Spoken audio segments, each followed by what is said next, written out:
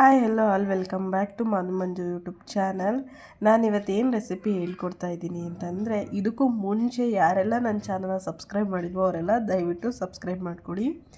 And ನಾನಿವತ್ತು ಇಟ್ಕಿದ ಬೇಳೆ ಸಾಂಬಾರು ಹೇಗೆ ಮಾಡೋದು ಅಂತ ತೋರಿಸ್ತಾ ಇದ್ದೀನಿ. ಇಟ್ಕಿದ ಬೇಳೆ ಸಾಂಬಾರು ಮಾಡೋಕ್ಕೆ ಫಸ್ಟು ಕಾಳನ್ನ ಇಟ್ಕೊಂಡಿರಬೇಕು. ಅದಾದಮೇಲೆ ಒಂದು ಈರುಳ್ಳಿನ ಸುಟ್ಟು ಇಟ್ಕೊತಾ ಇದ್ದೀನಿ. ಬೆಂಕಿಯಲ್ಲಿ ಸುಡ್ತಾ ಇದ್ದೀನಿ ಈರುಳ್ಳಿನ. ಚೆನ್ನಾಗಿ ಸುಟ್ಟು ಇಟ್ಕೋಬೇಕು.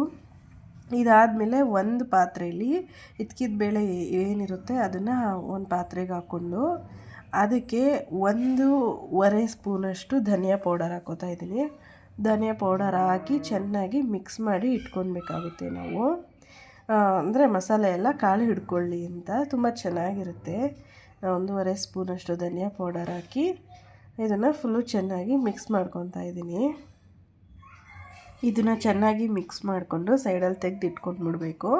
ಸೈಡ್ ಬೈ ಸೈಡ್ ಈರುಳ್ಳಿ ಕೂಡ ನೋಡ್ತಾ ಇರಬೇಕು. ಈರುಳ್ಳಿ ಚೆನ್ನಾಗಿ ಅದನ್ನು ಸುಟ್ಕೋಬೇಕು. ಯಾರು ಈ ಥರ ಒಲೆ ಮೇಲೆ ಸುಡೋಕೆ ಇಷ್ಟ ಇಲ್ಲ ಅಂದರೆ ಒಂದು ಅರ್ಧ ಸ್ಪೂನಷ್ಟು ಎಣ್ಣೆ ಹಾಕಿ ಈರುಳ್ಳಿನ ಸಣ್ಣದಾಗಿ ಕಟ್ ಮಾಡಿ ಒಂದು ಪಾತ್ರೆಯಲ್ಲಿ ಫ್ರೈ ಮಾಡಿ ಕೂಡ ಹಾಕೊಳ್ಬೋದು. ನಾನು ಸುಟ್ಟು ಈರುಳ್ಳಿ ಅಂತ ಹೇಳ್ತೀವಿ, ಸುಟ್ಟರೆ ಅದು ಚೆನ್ನಾಗಿರೋದು. ಸುಟ್ಟು ಹಾಕ್ಕೊತಾ ಇದ್ದೀನಿ ನಾನು. ಈಗ ಒಂದು ಮಿಕ್ಸಿ ಜಾರ್ ತೊಗೊಂಡು ಮಿಕ್ಸಿ ಜಾರ್ಗೆ ಫ್ರೆಶ್ಶಾಗಿ ತುರಿದಿರೋಂಥ ತೆಂಗಿನಕಾಯಿ ತುರಿ, 1 ಟೊಮೊಟೊ ಹುಳಿಗೋಸ್ಕರ ನಾವು ಹುಣಸೆಹಣ್ಣು ಯೂಸ್ ಮಾಡ್ತಿಲ್ಲ, ಅದರಿಂದ ಟೊಮೊಟೊ ಯೂಸ್ ಮಾಡ್ತಿದ್ವಿ. 1 ಟೊಮೊಟೊ, 1 ಈರುಳ್ಳಿ, ಹಸಿ ಈರುಳ್ಳಿ ಒಂದು ಸುಟ್ಕೊಂಡಿರ್ತೀವಲ್ಲ ಆ ಈರುಳ್ಳಿ ಒಂದು ಹಸಿ ಈರುಳ್ಳಿ, 1 ಸುಟ್ಟು ಈರುಳ್ಳಿ, 1 ಟೊಮೊಟೊ. ಅದಾದಮೇಲೆ 1 ಸ್ಪೂನು ಖಾರದ ಪುಡಿ, 2 ಸ್ಪೂನಷ್ಟು ಧನಿಯಾ ಪೌಡರು, ಒಂದು ಸ್ವಲ್ಪ ಕೊತ್ತಂಬರಿ ಸೊಪ್ಪು. ಇದಿಷ್ಟನ್ನು ಹಾಕಿ ನುಣ್ಣಗೆ ಪೇಸ್ಟ್ ಮಾಡ್ಕೊಳ್ಬೇಕು. ಇದಕ್ಕೆ ಹುಣಸೆಹಣ್ಣು ಹಾಕ್ತಿಲ್ಲ, ಹುಣಸೆಹಣ್ಣು ಬದಲು ಟೊಮೊಟೊ ಹಾಕ್ತಾಯಿದ್ದೀವಿ. ಈ ಸಾಂಬಾರಿಗೆ ಹುಣಸೆಹಣ್ಣು ಚೆನ್ನಾಗಿರಲ್ಲ, ಓಕೆನಾ. ಆಮೇಲೆ ಒಲೆ ಮೇಲೆ ಒಂದು ಕುಕ್ಕರ್ ಇಟ್ಕೊಂಡಿದ್ದೀನಿ. ಕುಕ್ಕರ್ಗೆ 3 ಸ್ಪೂನಷ್ಟು ಆಯಿಲ್ ಹಾಕ್ಕೊಂಡು ಇದಕ್ಕೆ ಸಾಸಿವೆ ಒಗ್ಗರಣೆ ಕೊಟ್ಕೊತಾ ಇದ್ದೀನಿ. ಸಾಸಿವೆ, 2 ಒಣಮೆಣ್ಸಿನ್ಕಾಯಿ, ಸ್ವಲ್ಪ ಕರಿಬೇವಿನ ಸೊಪ್ಪು, ಆಮೇಲೆ ಉದ್ದುದ್ದಕ್ಕೆ ಹಚ್ಚಿಟ್ಕೊಂಡಿರೋಂಥ 1 ಈರುಳ್ಳಿ, ಇಷ್ಟನ್ನು ಹಾಕ್ಕೊತಾ ಇದ್ದೀನಿ ಒಗ್ಗರಣೆಗೆ. ಇಷ್ಟನ್ನು ಹಾಕಿ ಚೆನ್ನಾಗಿ ಫ್ರೈ ಮಾಡ್ಕೊಳ್ಬೇಕು. ಇದು ಫ್ರೈ ಆದಮೇಲೆ ಚೆನ್ನಾಗಿ ಬ್ರೌನ್ ಕಲರ್ ಆಗೋ ಥರ ಫ್ರೈ ಆಗಬೇಕು.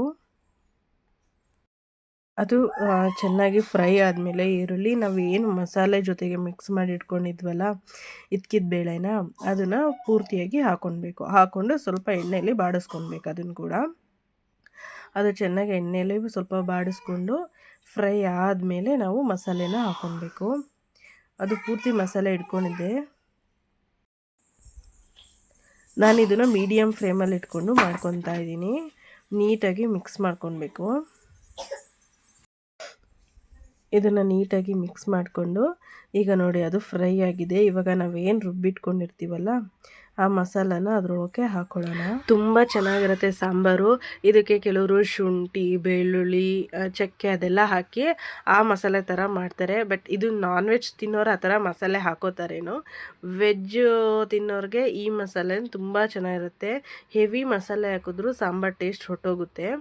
ಹಸಿ ಕಾಳದ್ದು ಸಾಂಬಾರು ಇದೇ ಥರ ಮಾಡಿಕೊಂಡ್ರೆ ಚೆನ್ನಾಗಿರುತ್ತೆ. ಸೇಮ್ ಪ್ರೊಸೀಜರ್ ಮೊಳಕೆ ಹುಳಿಕಾಳು ಸಾಂಬಾರು ಹೀಗೇ. ಹೆವಿಯಾಗಿ ಮಸಾಲೆ ಹಾಕಿದ್ರೆ ಚೆನ್ನಾಗಿರಲ್ಲ. ನೋಡಿ, ಈಗ ರುಚಿಗೆ ತಕ್ಕಷ್ಟು ಉಪ್ಪು ಹಾಕೋತಾ ಇದ್ದೀನಿ ಮಸಾಲೆ ಹಾಕಿ. ಮತ್ತು ಸಾಂಬಾರಿಗೆ ಎಷ್ಟು ಬೇಕಾಗುತ್ತೋ ಅಷ್ಟು ನೀರು ಕೂಡ ಇವಾಗಲೇ ಆ್ಯಡ್ ಮಾಡ್ಕೊಳ್ಬೇಕು. ನಾನು 1-2 ಲೋಟ ಅಷ್ಟು ನೀರು ಆ್ಯಡ್ ಮಾಡ್ಕೊಂಡಿದ್ದೀನಿ. ಇದನ್ನು ಚೆನ್ನಾಗಿ ನೀಟಾಗಿ ಮಿಕ್ಸ್ ಮಾಡಿಕೊಂಡು ಕುಕ್ಕರ್ ಲಿಡ್ ಮುಚ್ಚಿ ಕೂಗಿಸ್ಕೋಬೋದು. ತುಂಬ ಟೇಸ್ಟಿಯಾಗಿ ಬರುತ್ತೆ ಸಾಂಬಾರು. ಒಂದು ಸರಿ ಟ್ರೈ ಮಾಡಿ, ಹೇಗಿತ್ತು ಅಂತ ಕಮೆಂಟ್ ಮಾಡಿ. ನಿಮ್ಮ ಸಪೋರ್ಟ್ ತುಂಬಾ ಮುಖ್ಯ. ಆ್ಯಂಡ್ ಸಬ್ಸ್ಕ್ರೈಬ್ ಯಾರ್ಯಾರು ಮಾಡಿಲ್ವೋ ಅವರೆಲ್ಲ ಸಬ್ಸ್ಕ್ರೈಬ್ ಮಾಡ್ಕೊಳ್ಳಿ ನನ್ನ ಚಾನಲ್ನ. ಇನ್ನೂ ತುಂಬ ಒಳ್ಳೊಳ್ಳೆ ವೀಡಿಯೋಸ್ನ ಖಂಡಿತ ಅಪ್ಲೋಡ್ ಮಾಡ್ತೀನಿ. ನೋಡಿ, ಕುಕ್ಕರ್ ವಿಷಿಲ್ ಹಾಕಿ ಇದನ್ನು 3 ವಿಷಿಲ್ ಕೂಗಿಸ್ಕೊತೀನಿ. ಇದು ಆದಮೇಲೆ ನೋಡಿ ಸಾಂಬಾರು ಹೇಗಾಗಿದೆ ಅಂತ ಓಪನ್ ಮಾಡ್ತಾಯಿದ್ದೀನಿ. ಎಲ್ಲ ಫುಲ್ಲು ಕೂಲ್ ಆಗಿ ಈಗ ಓಪನ್ ಮಾಡಿದಾಗ ತುಂಬ ಚೆನ್ನಾಗಿರುತ್ತೆ. ಮುದ್ದೆ ಜೊತೆ ಅಂತೂ ತುಂಬ ಚೆನ್ನಾಗಿ ಟೇಸ್ಟಿಯಾಗಿ ಇರುತ್ತೆ. ನಾನು ಮತ್ತೆ ಇನ್ನೊಂದು ವೀಡಿಯೋದಲ್ಲಿ ಸಿಗ್ತೀನಿ. Thank you so much.